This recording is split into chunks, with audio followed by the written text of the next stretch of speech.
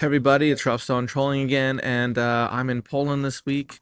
I'm presenting at a conference, but I do have some free time, so I wanted to make a video for you all, and I want to talk about religious deconstruction. Religious deconstruction is kind of a buzzword right now. A lot of people are talking about it, and a lot of people are giving their takes on what religious deconstruction is, and people are saying, well, not only is it a thing, but you know, only you can do religious deconstruction. Don't let anyone tell you how to do it, blah blah blah. But I'm gonna have to tell you all how to do religious deconstruction because there's an actual way to do religious deconstruction. Today, people talk about religion as if it's like a concrete category. When you say religion, people people understand what you're trying to say as a sense. It also has a referent. When you say religion, people think about churches or synagogues or the communities. Um, by the way, if you ever get a chance, go look at this church here in Poland. It's in Krakow. It's absolutely beautiful.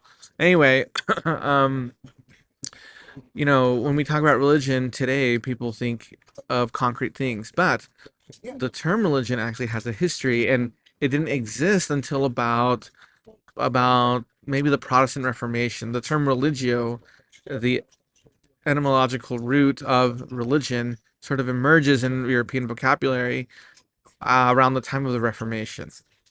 And what's going on is by the 17th and 18th century, the term religion is being used by scholars to talk about ancient peoples um, and their traditions. And what they do is they do a thing called reification. Reification means you take a set of abstract things and you make them concrete. So, for example, ancient people um, have different beliefs, different traditions, practices, and texts. And you take all those things, you bundle them together, and you call it a religion. And so the term religion, not only is it a reification, it has gone through a process of double reification because you reify a specific religious tradition, and then you take the variety of religious traditions and you reify them as religion. And so when people talk about religion, they're actually talking about sort of an abstracted concept of individual parts that actually are kind of distinct from one another. Now, when the term religion emerges around the Protestant Reformation, it emerges in order to distinguish between the religious and the secular. And so religion is um, in direct opposition to the secular, and because of that, it takes the claims of religion and it relativizes them. So, for example, um, instead of talking about Catholicism as a universal faith or universal church, it says, no, no, no, no. Only this specific group of people believe in those claims of Catholicism, and these people over here believe in the claims of Protestantism. And so the term religion, ironically, subverts and undermines the universal claims that religion tries to make, and it also, um, in effect, secularizes religion. So it's sort of like a self-defeating category. Um, so that's religion deconstructed. There you have it. It's not really a thing. It's a set of small, distinct things, and the term has a historical contingency that arises in the wake of the Protestant Reformation. You might be listening to this and thinking, well, that's not how people talk about religious deconstruction, and you'd be right because people don't, although they might claim to, but they don't really take the rigorous academic tools and procedures and methods that are entailed in actual deconstruction when they engage in religious deconstruction.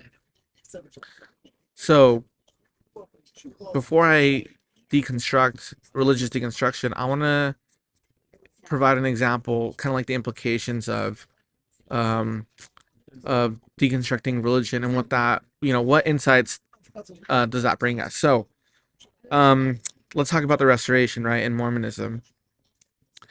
Um, Mormonism claims that it's engaging in what's called a restoration. And now there are theological claims entailed in all that, but I want to make a historical and a philosophical claim about what the restoration is. So, think about it this way: Catholicism was sort of like the norm, and then Protestantism emerged as a negation of Catholicism. Um, and you can think about Mormonism as the negation of the negation. So it's sort of negating, it's the negation of Protestantism, right? Protestantism is in opposition to Catholicism, but then Mormonism is in opposition to the Protestant Reformation itself. Um, and so that would suggest that we reject not only all the creeds and all the stuff, and the tendency to make distinctions across religious groups, but Joseph Smith is trying to bring his religious community to a space that's sort of like prior to that Protestant Reformation, where the secular isn't even acknowledged, right? Um, and this finds its expression in Brigham Young's settlement of the Utah Territory. So the Utah Territory is settled, and Brigham Young is sort of like, right, he's like the mayor and the sheriff and the priest, and he's sort of like large and in charge there. In the eyes of Western democracy, Western secular democracy, that is the United States of America, they're looking at the Utah Territory and they're saying, "Oh my God, uh, they're setting up a theocracy. We can't allow that to happen. We need to dissolve that immediately." And so, um, the sort of like establishment of a theocracy in the Utah Territory is an aberration to the secularization that's going on in the United States. And so the Utah Territory and the United States government eventually come into conflict, and you get the Utah War. So, um, whatever the restoration is, it's sort of trying to bring us back to a time that's prior to this modern conception of religion. And ironically, people who are engaging in religious deconstruction never actually deconstruct religion like we have just done so. Um, and um, Religious deconstruction, okay, I think we can now move on to what is, um, or let's move on to deconstructing religious deconstruction. Okay, and this will explain sort of like the method by which you should be deconstructing religion. Okay, people talk about religious deconstruction, and they're meaning a lot of different things. So, for example, people will talk about challenging their beliefs, reformulating their religious beliefs. They'll talk about maybe taking a skeptical stance towards their religious institution. Maybe they are experiencing religious trauma and they're processing that trauma. Um, and then eventually, religious deconstruction is sort of like their justification for exiting religion. Now, what's going on here is, again, a reification, because challenging your beliefs is challenging your beliefs. Trauma is trauma. Um, Distrusting institution is simply distrusting institution. None of those things in themselves are religious deconstruction, but all of those are sort of bundled together and reified and called religious deconstruction. And so it's going through a process of reification, concretizing something that's abstract and bundling together, um, this different themes as if they're one thing. Now, in philosophy, deconstruction emerges in the early 20th century with Heidegger. So again, deconstruction has a history, and it actually meant a thing, like a specific thing. Heidegger, he was interested in understanding what it meant to be a human being. And his conclusion was that metaphysics was a total failure in helping us understand what human beings are. And so he took a stance. He said we should deconstruct metaphysics, and it's our job as philosophers uh, to figure out where and when and how metaphysics is failing. And so Derrida takes on that project in the 60s. And so it's people sort of describe it as like philosophical housework, where you sort of have to do the dishes and make the bed and vacuum. That's deconstruction. So he will take a text and the text would make metaphysical claims. And these are things like for example, people will say, "Oh, you should live up to your potential." Potentiality is a metaphysical position, right? That comes from Aristotle. Um, and so Heidegger would say, yeah, if it's metaphysics, it's a failure. It's now up to us to figure out how it's failing. So you do the hard work of trying to unravel how referring to potential is a failed endeavor. So what that means is, oh, okay, now let's take religion, right? Let's say you're a theist. If you're a theist, that means you believe that a God exists. And that in and of itself is a metaphysical position. And so Heidegger would say, because it's a medical position, because theism is a metaphysical position, Heidegger will argue that it will therefore fail in explaining the human condition or what it means to be human. And so now it's up to us to discover where that metaphysical position, specifically theism, has failed. That sounds intellectually rigorous, right? And it is. It's actually quite brilliant, but what's going on is it starts with the conclusion that it has failed, and now you're trying to figure out how it has failed. That's different than arriving at the conclusion that it has failed from your prior investigation, right? So you're putting the cart before the horse. And so when people are talking about religious deconstruction, they're already concluding that religion is false or that it has failed, and now they're trying to discover how, where, and when it fails. And so to put it more crudely, it's confirmation bias with an intellectual veneer. And so people will justify their exiting of religion using or invoking the term religious deconstruction, but really what they're doing is they're just justifying why they left, right? And that's I think that's intellectually dishonest and therefore unethical. Now it gets worse because people will then take that and they'll apply a neoliberal logic, and what they'll do is they'll make religious deconstruction their brand. So anti-Mormons and other and like ex-evangelicals, etc., religious deconstruction is now their brand, and they'll say, okay, I'm going, welcome to this podcast where we're going to deconstruct religion, blah blah blah, and they'll do whatever the heck they're talking about. Or even worse, therapists will say, they'll put on their Twitter bios, hey, I'm a therapist and I'm an expert in religious deconstruction. If you look online, like in scientific journals, religious deconstruction is not a therapeutic method, or it's not a therapeutic modality or anything of the sort. So these people are, I mean, they're literally grifting off of this brand that's religious deconstruction. You can't be an expert in religious deconstruction because religious deconstruction isn't actually a thing. Um, and so you have life coaches and self-help gurus and whatever, right? And that does a huge disservice to people who are actually experiencing trauma. If you're experiencing trauma, usually trauma is trauma. It might be interconnected with other things like power, authority, sex, um, or when people abuse their reputations in the community, etc., or even in religious settings. But at the core of the issue, it's trauma. And I suppose you could deconstruct trauma because that would be easy. Um, but even then, if you were to do that, to then claim that you are an expert in processing religious trauma, that it would be dishonest, and unethical.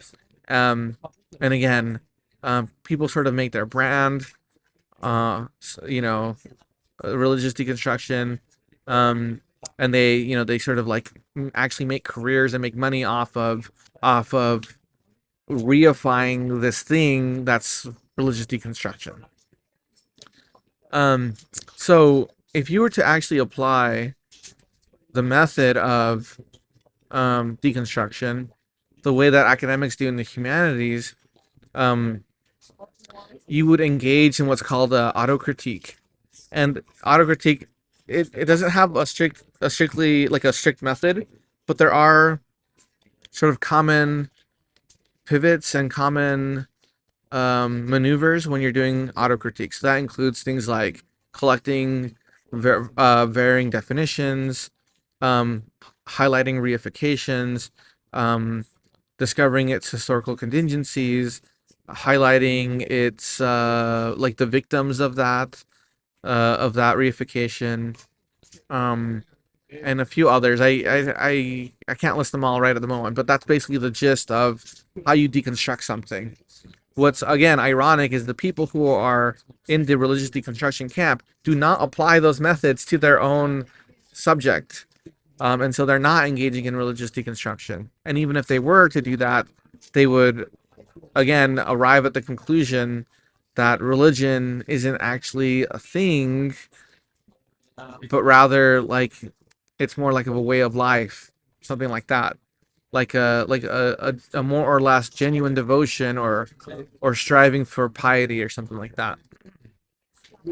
So anyway, all of this has implications not only for critics of religion, but it has implications for people who are apologists. Apologists, again, applying sort of like a neoliberal logic, make apologetics their brand, and they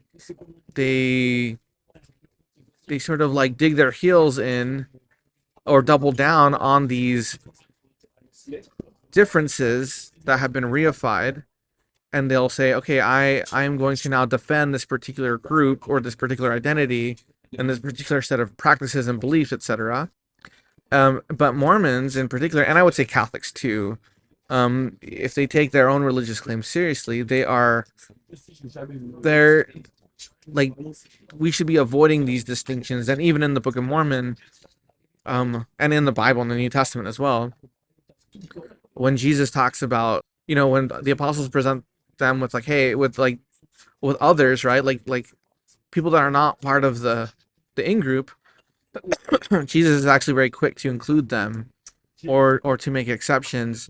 And they would say, he would say things like, not everyone who says Lord, Lord will enter into the kingdom of heaven, right? So just because you're in the in group doesn't mean you're saved. And then people who are not necessarily part of Christ's group, Jesus would say, well, don't worry about them. They're probably on our side anyway.